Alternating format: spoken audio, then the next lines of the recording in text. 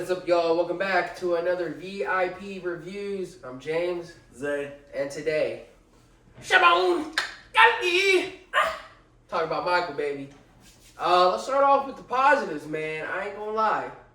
You know what, Zay? I'll start with you. What are some of the positives? I think the acting was really top notch, if we're being honest. Jafar did his thing. Shout out to Jafar Jackson. He was amazing.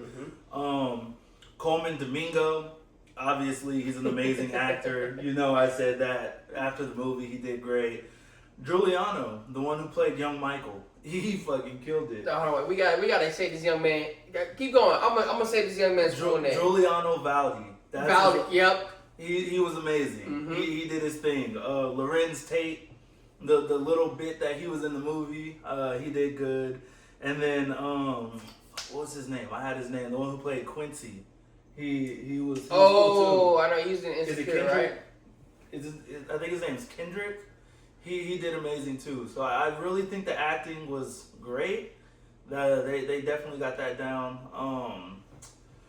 I love how they actually went all in and they did photo shoots with Jafar to recreate Michael's album covers and everything like that. It really helped mesh in with the world and the atmosphere that we're watching. They did a really good job on that aspect. Yeah, I would say, of course, Jafar and Coleman Domingo. First of all, Jafar's physical performance, just to physically be Michael Jackson, how demanding that is between the singing and the dancing, spectacular. I definitely do think at least a supporting actor, or not supporting actor, excuse me, an Oscar nod is coming his way.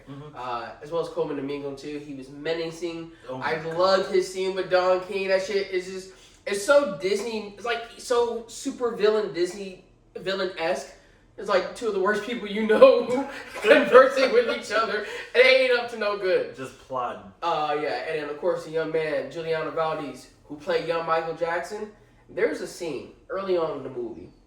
They're in a studio for Motown, and he is singing "Who's Loving You." Oh my God. Damn near brought a tear to my eye. That was honestly amazing. And I love how the movie captured that moment. There was no music because they were already recording songs before that where you hear the instrumental. They just let his voice belt. And I know they did some mixing of the actor's voice and performance with Michael's raw vocals.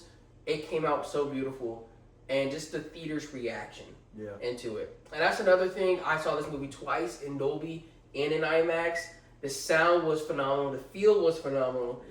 It really brought me to a Michael Jackson concert. Unfortunately, I wasn't old enough to attend a Michael Jackson concert. The one moment I could have, fortunately, he was no longer with us. But yeah, man, I just the physical performances of the dancing, the singing, Coleman Domingo's acting as well. I think, everybody brought it. But it does lead us to the negatives. And I'll let you take the lead on this one. What are some of the negatives for you? I think one of the biggest negatives for me was just the speed and the spacing of the story. I mean, it seems like every 20 minutes there's a new year popping up on the screen that they're showing. You jump from 1983 to 1988, and it's just like, what the fuck? So much shit happened in between that time that's really important to Michael Jackson's life, and they just didn't show it at all. I think his kid years probably lasted for 20 minutes of the film. I accept that because it was a great builder and it got me hooked and invested. However, like you said, the pacing, as soon as we get to 77, 78, right before Off the Wall comes out, it was fucking breakneck. It was such a breakneck speed that we never really got to understand who Michael was as a person. They did not put emphasis because they went over him dropping 2 albums. Off the Wall and Thriller. What was Off the Wall, he won 1 Grammy on it, and it was really disappointing. Didn't touched on that, didn't show that, nothing. Then he drops Thriller, and he comes out and win 7 Grammys from Thriller, Yeah. and didn't show it.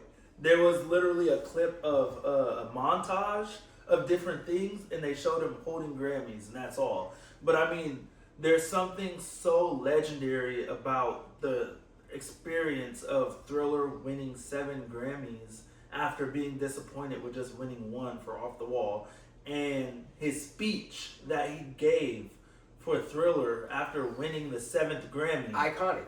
And they just didn't put it in the movie. They don't.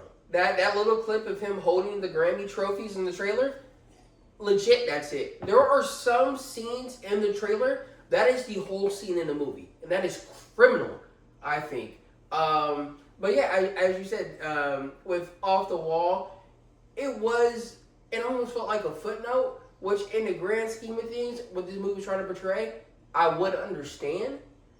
However, it jumps from studio to music video to performance, to a live performance, rinse and repeat for the whole movie. Yeah. Up until you get to the Pepsi hair or Pepsi commercial when his hair caught on fire. We spent a little bit more time in the hospital, but it was just like this is really just a greatest hits of Michael Jackson into like a 2-hour movie. And it's not even 2 hours. It's 2 hours and 7 minutes, including credits.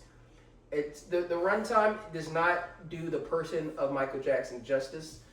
You're telling me that Michael Jackson can't captivate an audience for 2.5 hours before credits? You can't. You telling me Michael Jackson is not good enough for a trilogy? The most famous man in the world, famous person in the world outside of Jesus and Muhammad. He was internet famous before the internet. He transcends internet fame. Yeah, and then there's 2 more things really that stood out to me was Michael loved his fans. Like, he always said they're not fans, they're family. And there's only one time in a movie where they actually show him stopping to give the fans what they want, like autographs and shit like that. Or I guess I'll say 2. When he was in the store and he was signing all the stuff for the people, and also when he hopped on top of the car and was just kind of just like, oh man. Like, I'm saying, Mike was an asshole, but there's ways to frame it to where he can still be relatable. Mm-hmm. I think this movie was way too safe with telling Michael's story, and I understand. Yeah. From the family's perspective, you've seen this man criticized for decades, before and after his death. So I understand the family wanted to see a more positive light on Michael, but I felt like you robbed his story. And it still could have tied into the fact of his mentality and how he did some things that could be quote-unquote shady. It could be reflected against Joe Jackson, who is the main antagonist of this movie. Well, I mean, I get it's also produced and the story's told by his brothers. So there's certain things that they don't want to put on them as well. Yeah. Because they didn't show in real life when Michael said that this will be their last tour. His brothers was kind of like, what the fuck too. But in the movie, they're on stage smiling. Yeah, they're all supportive. And also, when they say they're going on the tour and you're like, we can't do this without Jermaine, they don't say what happened to Jermaine. They don't say that him and Michael's beefing. He don't say that they're not cool right now. He went here, he went there. He just disappears from the movie because they don't really touch on the brothers.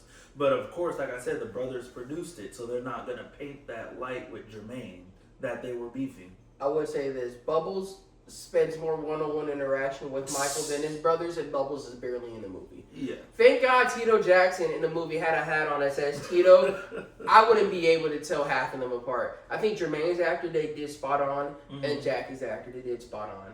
But it's always just like, oh, I got to do this for my family. Yeah. We don't see Michael, for the majority of the movie, outside of his mom, have a positive interaction with his family. Because it's really just him and Joe. And they have such just a very hostile or abusive relationship, to where it's just like, why? Like, I understand. Like, I'm being told that he cares about his family, but from what we've seen in the movie, his family or at least the main part of his family, that the main relationship of his family, it's a terrible relationship. I mean, before that tour, the victory tour, the last interaction we saw with his brothers was him asking them if they wanted to play Twister and chill with him like old times, and they all laughing at him talking shit, basically. It's like, how can a man who made Human Nature, PYT, love songs, I wish it would have tackled that side. We don't see him with any females in this movie at all. Not one woman. So, I mean, I felt like it was really just a safe version. It's the greatest hits visual album, if you will. And even in the greatest hits, I feel like they don't give, it doesn't have time to breathe. It skates across everything. And the movie was a hot tub, and I wanted a jacuzzi. I'm okay with the hot tub. It's cool, but if you're jumping in looking for death, you're not gonna find it here, unfortunately. But let's get to the reviews. Hey, what do you give this out of 10? I give the movie a 7.5 out of 10. Yeah. For me, 7 out of 10. The performances hard carry this movie, but if you're looking to understand Michael, the psyche of Michael, or even his relationship with his brothers, you're not going to. You're not going to. hey, but you're gonna watch a moonwalk and you're gonna like it, okay? You're gonna watch a moonwalk 25 different times. But yeah, man, is it 27% bad on Rotten Tomatoes? Absolutely not. No. Is it the 95% good? Absolutely not. It's somewhere in the middle. But it's more good than bad. Yeah. We're just disappointed that it didn't go further. But anyways, man, that's the review. We appreciate y'all for rocking with us for this one. As always, hee hee, ow! Shimon!